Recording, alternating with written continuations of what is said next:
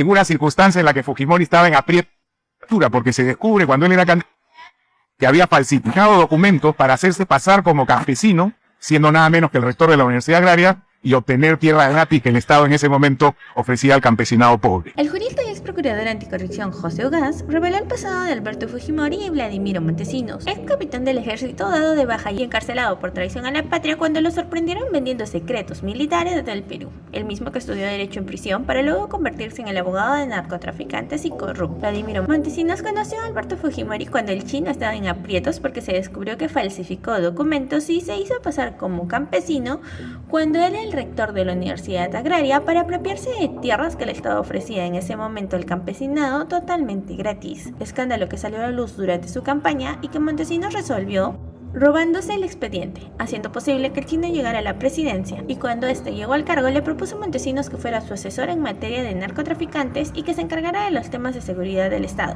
convirtiéndose de facto en el jefe del Servicio Nacional de Inteligencia. A continuación te mostramos el video. Y aparece en ese momento un personaje que está ahí con él en la foto, llamado Vladimiro Montesinos Torres, un ex capitán del ejército que había sido dado de baja y encarcelado por traición a la patria cuando se le sorprendió vendiendo secretos militares del Perú, y que luego estudió Derecho en la prisión, se volvió abogado, por supuesto, en este caso particular, abogado de narcotraficantes. Era uno de los representantes más visibles del narcotráfico por Perú.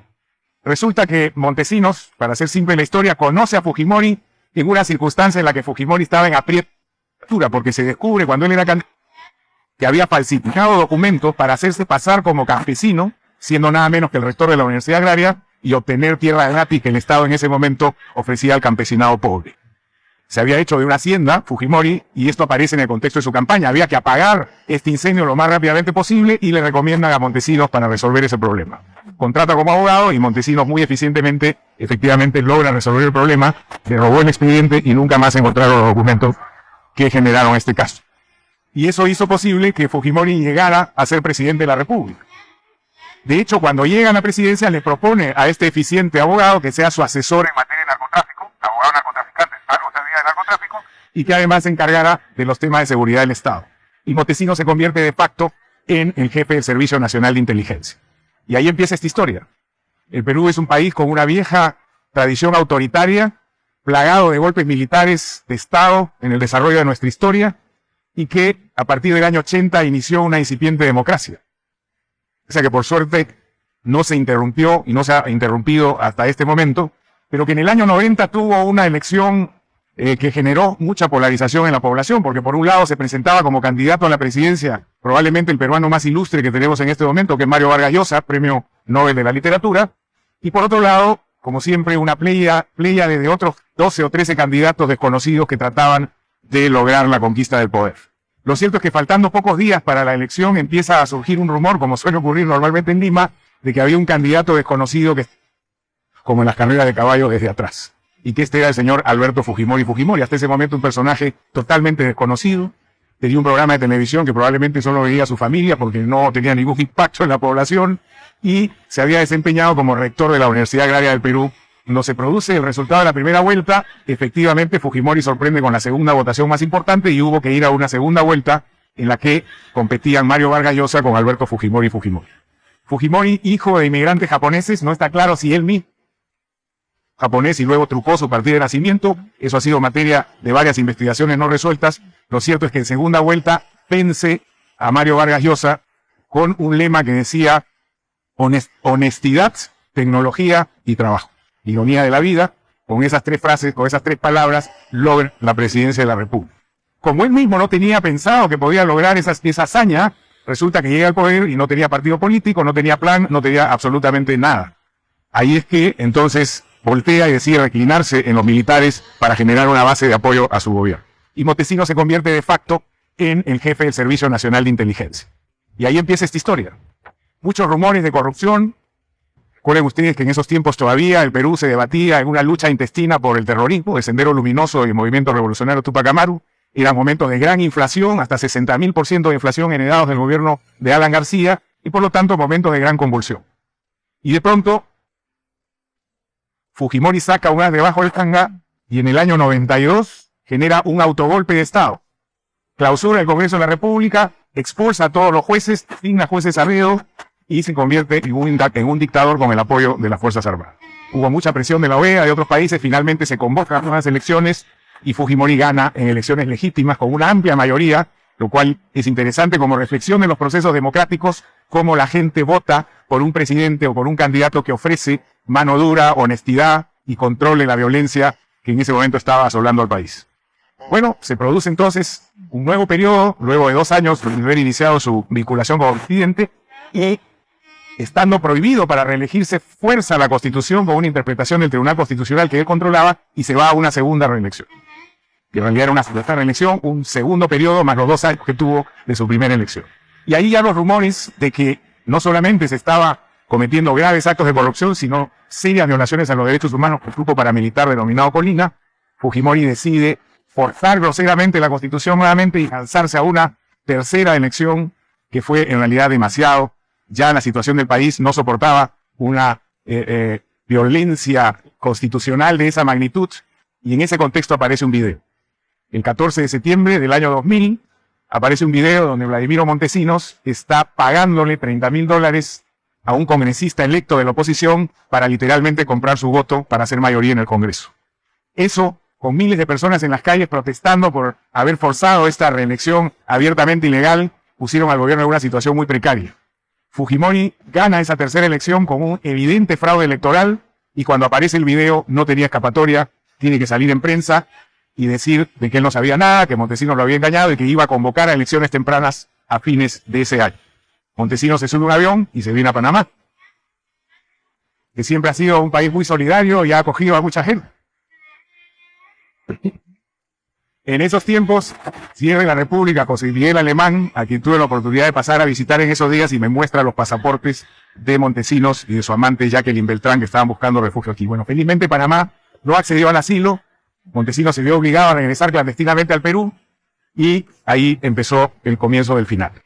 Fujimori no resistió más, Montesinos vuelve a fugar, esta vez en un yate, se va hacia Aruba, la situación social era insostenible, y entonces el ministro de Justicia me convoca y me pide que lo asesore en la captura de Montesinos, porque ese era el encargo que él había recibido del presidente Fujimori.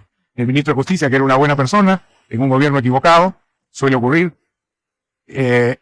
había recibido este encargo del presidente Fujimori, yo acepto asesorarlo, y ahí empieza un desencadenamiento de hechos que no terminó hasta mucho tiempo después. Al día siguiente aparecen $45 millones en cuentas suizas en Zúrich, de 3 empresas a nombre de Montesinos y algunos de sus compinches, y entonces el gobierno no tiene escapatoria, decide iniciar las investigaciones penales y deciden pedirme a mí que asuma la representación de la defensa del Estado como procurador especial para este caso. Convocamos a un equipo de trabajo, empezamos las primeras investigaciones, y lo que encontramos después de las primeras semanas fue que no estábamos frente a un caso tradicional de corrupción en el que habían varios funcionarios públicos saqueando el Estado, sino conforme empezamos a unir las piezas, llegamos a un primer hallazgo. Los psicoanalistas llaman a esto un insight, cuando uno se le abre el cerebro y se da cuenta que está frente a una realidad que no había percibido hasta ese momento. Estábamos frente a una organización criminal y no a un caso en el que habían actos de corrupción aislados. Entonces, cuando empezamos a pegar las figuritas en el organigrama que se empezó a armar, encontramos esto. Una organización en la que, de manera piramidal, en la cúspide de esa pirámide estaban ubicados Alberto Fujimori, presidente de la República, Vladimiro Montesinos Torres, su asesor personal, jefe de facto del Servicio de Inteligencia Nacional, y Nicolás Hermosa Ríos, comandante general de las Fuerzas Armadas. Estos 3 eran el triunvirato que organizaba el resto de la captura del Estado, y habían copado todos los sectores posibles que el Estado peruano ofrecía en ese momento. En la foto de la extrema izquierda, ese señor se llama Alipio Montes de Oca, presidente del Tribunal Electoral. Su función era asegurar las reelecciones infinitas. Después descubrimos que tenían un plan de reelección de 30 años. Y Alipio Montes de Oca aparece en un video recibiendo $10.000 de parte de Montesinos. Bueno, Montesinos tenía esta patología que lo llevaba a filmar todo, lo cual nos ayudó mucho luego en las investigaciones. Y ahí Montesinos le dice, mira, Alipito, se llamaba Alipio, pero decía Alipito, vas a recibir $10.000 mensuales adicionales a tu sueldo para que tú te encargues de que las reelecciones siempre sean posibles y que los candidatos de la oposición no puedan prosperar. Ese fue básicamente el objetivo perseguido desde el ámbito electoral. Este señor y 2 magistrados más del Tribunal Electoral, asalariados por Montesinos, básicamente se encargaron de hacer posibles los fraudes electorales sin sobresaltos para la organización. Este señor hoy está condenado a 10 años de prisión conjuntamente con los otros dos vocales que hicieron posible esta circunstancia. El personaje que está a su lado es Alejandro Rodríguez Medrano, magistrado de la Corte Suprema, presidente de facto del Poder Judicial, que era quien llevaba a los otros magistrados al Servicio de Inteligencia Nacional para hacer posible el control del Poder Judicial. Cualquier parecido con la realidad es pura ficción, por favor.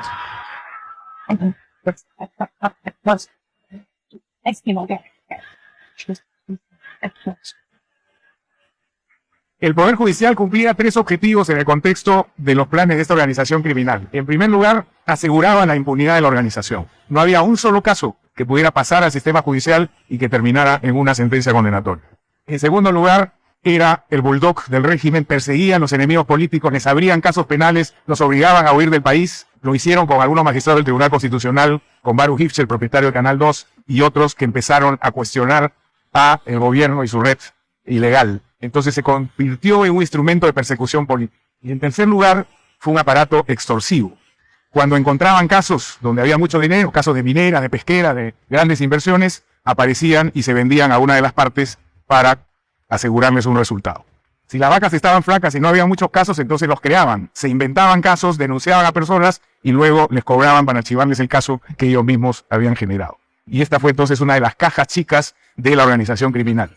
El sujeto del medio es Víctor Joy Guay, presidente del Congreso, operador político de la organización criminal, era el encargado de tener alineados a todos los congresistas para que votaran en determinadas circunstancias. En esa época la tecnología celular no estaba desarrollada y entonces todo se manejaba por Viper.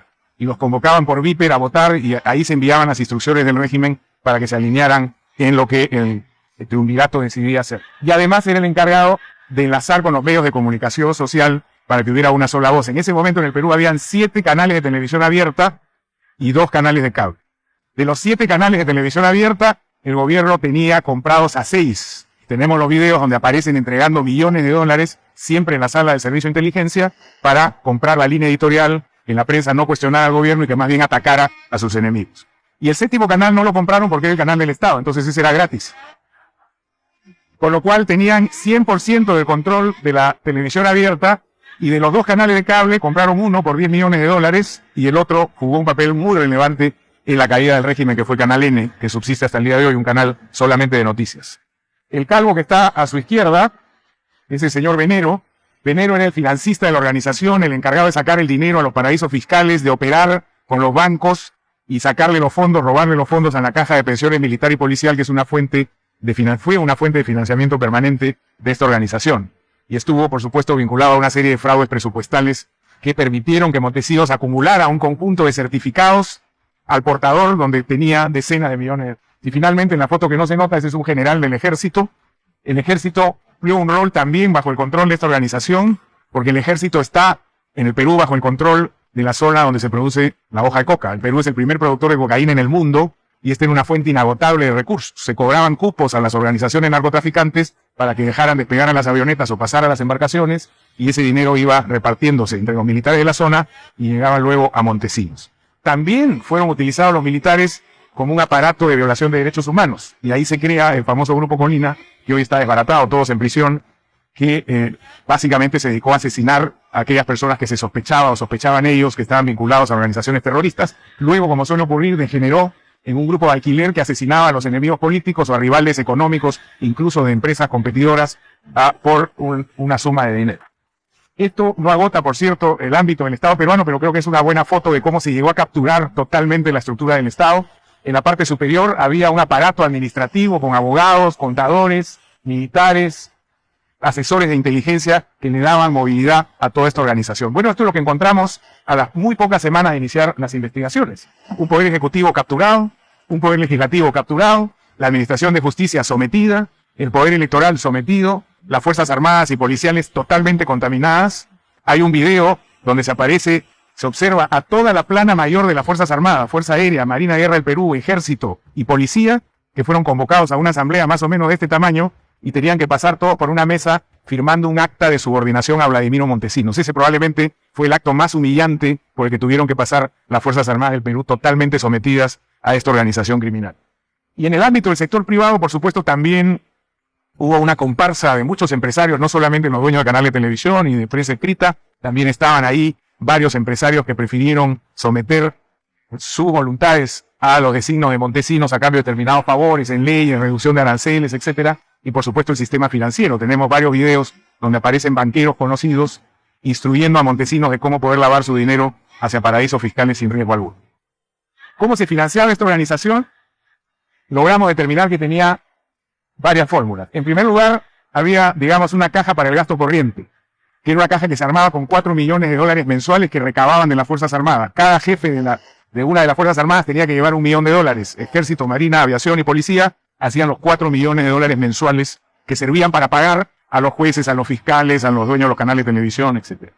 Y luego, habían también una serie de negocios colaterales que ya no eran caja chica, sino que producían las grandes sumas de dinero. Sobrevaluaciones de obras de infraestructura, contratos entregados a determinados grupos económicos, sobornos por compra de infraestructura militar, armamento, bajo el manto de la seguridad nacional. Se cometió mucho robo en ese caso. Entrega de concesiones nacionales, saqueo de la caja de pensiones militar y policial, y en fin, un sinnúmero de negocios ilegales que le permitían manejar cientos de millones de dólares a esta organización. Estas son algunas de las cifras que dejamos a los 14 meses de haber iniciado las investigaciones. Teníamos procesadas a 1.500 personas, tanto del sector público como del sector privado, en aproximadamente 200 procesos penales. Se han logrado recuperar, esas cifras son un poco desactualizadas, a la fecha son un poco más de 300 millones de dólares, 45 de Suiza, 35 de Estados Unidos. Ahí vamos a ver ahora un mapita de eso. Y el resultado fue la extradición y condena de Fujimori y también lo mismo con Montesinos y Hermosa Rin. Este es un mapa de dónde salieron principalmente los fondos que estas personas lavaron una vez que saquearon al Estado. Las cifras más importantes estaban en Suiza, donde habían 115 millones de dólares en cuentas básicamente en Zúrich. En Estados Unidos, 23 millones de dólares que luego subieron a 40. En México, 2 millones. ¿Y tú qué opinas de las revelaciones que hizo José Ugaz? ¿Crees que Alberto Fujimori y Vladimiro Montesinos planeaban convertirse en los dictadores del país? Déjanos tu opinión en los comentarios y comparte este video para ayudarnos a que esta información llegue a más personas.